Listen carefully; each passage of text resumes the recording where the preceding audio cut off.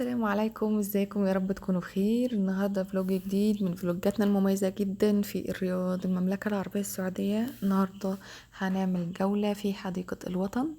يا اهلا ومرحبا باهل الرياض الكرام. طبعا الرياض بتتميز جدا بالمتنزهات والحدائق ذات الكفاءه العاليه والجوده ما شاء الله.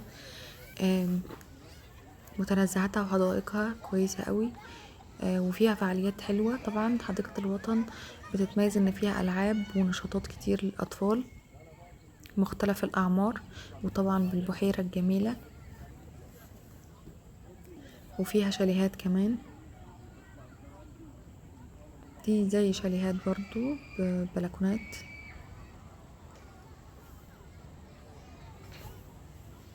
شبه البلكونات شوية بتطل على البحيرة. وفي كمان دي كيدز اريا، سعر الدخول 15 ريال. فيها العاب ومنطقة العاب رملية للاطفال الصغيرين بيلعبوا فيها، بيستمتعوا جدا في الرمل. عايزة اقول لكم ان سعر دخول الحديقة للفرد الواحد 11 ريال. الاطفال تحت سن السنتين ما بيدفعوش. الالعاب جوه معظمها اسعارها بتتراوح ما بين 10 الى 15 ريال. لو هتلعبوا كل الاطفال، لو الاطفال هتلعب كل الالعاب يبقى نجيب اسورة ب50 ريال بتلعبي بيها كل الالعاب وممارسة كل الانشطة اللي موجودة في الحديقة جوه. دي طبعا البحيرة فيها مراكب، بتركب المركب، سعر التيكت 10 ريال.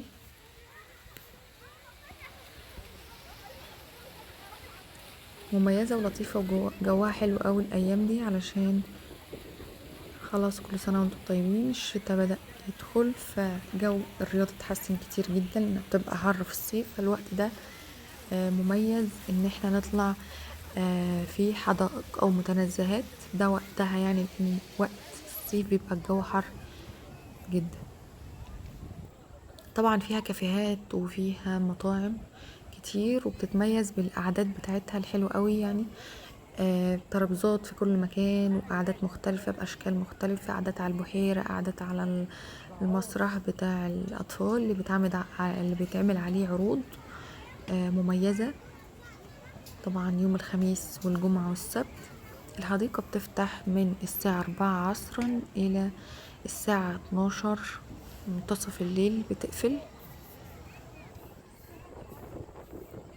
دي زي كيدز اريا كده بتقعد الاطفال فيها، التيكت ب10 ريال. بيرسموا ويلونوا، كمان بيلعبوا بالصلصال والالعاب بتاعه الاطفال الصغيرين زي المكعبات. وفي بنت جميله بترسم لهم على وشهم بالالوان.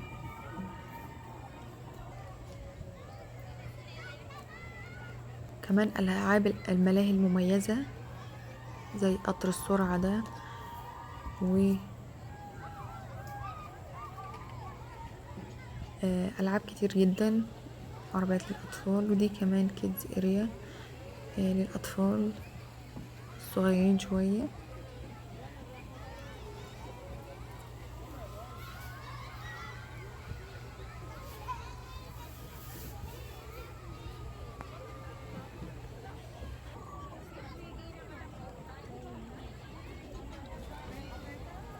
الالعاب عندهم مختلفه، مناسبة جدا لعمر الأطفال ما فوق ال7 سنوات مثلا. بس في ألعاب تانية للأطفال الصغيرين في الكيدز اريا اللي كانت جاية من شوية، مناسبة لعمر الأطفال يعني تحت ال7 سنوات والخمسة وكده.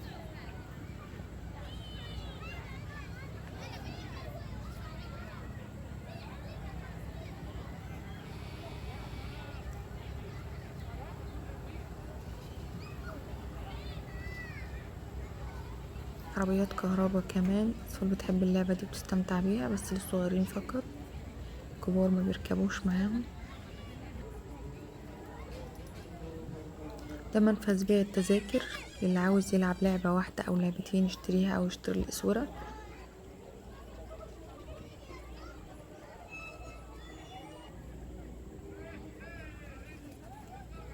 البحيرة طبعا مميزة جدا. عرض مسرحي كان لسه هيبدأ، تابعوا لآخر الفيديو علشان تشوفوه. ده مدخل الشاليهات. سعر الشاليه هناك بيبدأ من 300 ريال، وكمان بيبقى أوقات في عروض 5 تذاكر مجانية على حجز الشاليه ب300 ريال. طبعا بيبقى فيها حمام سباحة من جوه، كلها مميزة جدا.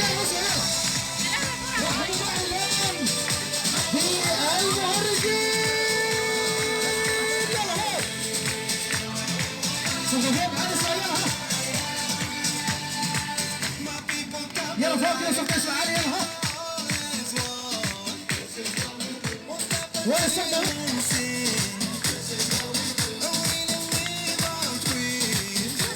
وين يلا فوق اسمع يلا ها.